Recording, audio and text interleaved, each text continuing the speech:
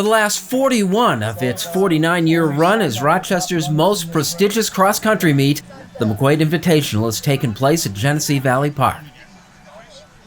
We never really tried to make it bigger, but it jumped and jumped and jumped. By the time we went out to RIT in 1968, we were at 75 schools. But coming here in 73 to the park really made it, because it's a great place for a meet. And we've revised the course numerous times, but it's just a wonderful place to race and watch races. Bob Bradley has been the one constant. Retired since 2006, Bob got the ball rolling in 1965. We ran through the streets of Brighton, starting right at McQuaid, and I put myself in the back seat of the Brighton squad car that was leading the race. So I had a great shot of the front of the race. Then I had to scamper out quick when I got back to campus so I could be there at the finish line. Times have certainly changed since then. The McQuaid Invitational is as much a cross-country festival as it is a meet. The field grew to a record 7,800 runners from 242 teams from as far away as Cincinnati. Good teams, athletic powerhouses like St. Anthony's of Long Island, back after 20 years away. When you look for a race to attend, what kind of things do you look for?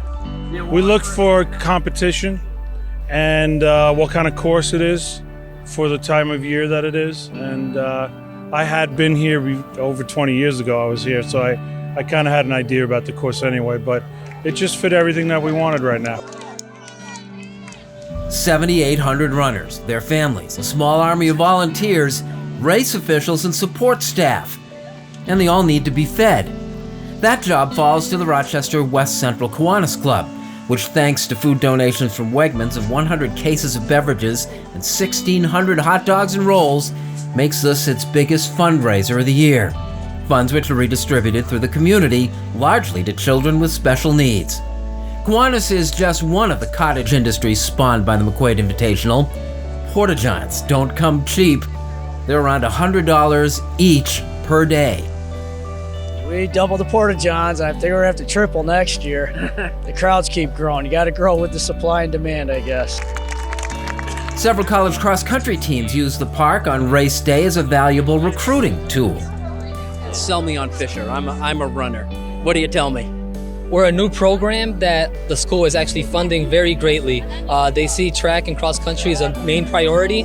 We're getting great funding. There's tons of coaches with lots of experience, and you can be something new. It's part of something new. We're the first time, so you can come in, set records, and set the face for the program. So come to Fisher.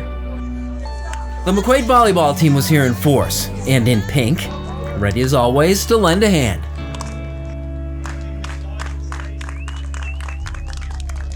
Sports community, team building, it kind of works into all that, doesn't it? Yeah, absolutely. I think it's a really nice. In Rochester is a really nice community of all the athletes and high school athletes and all that, so to help each other out I think is really nice. So the Invitational is about more than racing, but the race matters a lot. Among the stars of the girls' seated race was Katie Lembo of Penfield. I knew it would be like a bunch of people like up there, so I knew that I had a chance, but at the 2-mile mark is when the first place girl like caught up to me, so then I'm like, okay, I'm gonna have to try to work with her and see like how the rest of the race plays out. Lembo won this race as a junior. This year she wound up third in a stronger field. It's my favorite race of the cross-country season just because it really gets me excited when I hear that like 26 other states are going to be running in it. I mean, I love the competition. Katie's performance was eclipsed by another Section 5er, Syracuse University-bound senior Mickey Burke of Rush-Henrietta, who led from early on and headed down the stretch toward the finish line in record time. The excitement and momentum just builds through you, and just everybody roaring your name and and everybody knowing you too and came out to support you is just great. It's nothing you could ask for. The fastest boys time of the day of all the races. From Rush-Henrietta, a senior with a time of 14:25.3, Mickey Burke. Burke came in a full 10 seconds under the previous fastest time for the course, breaking a mark that stood 11 years. record participation, a record-setting performance, perfect weather. Next year brings the 50th McQuaid Invitational. What do you do for an encore?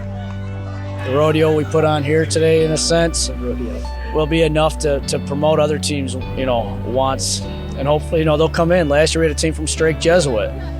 This year we brought in St. Anthony's, who hasn't been here in 20 years. But when you look at who's coming, it makes it worth the while.